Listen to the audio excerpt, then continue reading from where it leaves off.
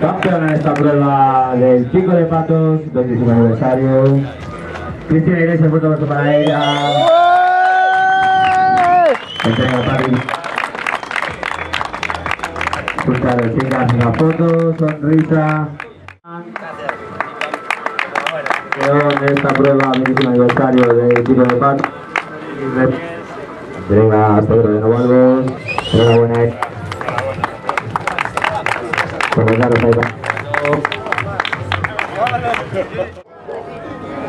Y campeón doblete en este día especial para él. Enhorabuena, Eric Reyes. Hace doblete, campeón también a prueba de Surf Open, entre a Pedro Novalvos. Doblete para Eric, vaya temporada que está haciendo. Fuerte aplauso para él. Última foto del circuito esta temporada. Eso es, ahí mismo, ese abrazo, todos juntos.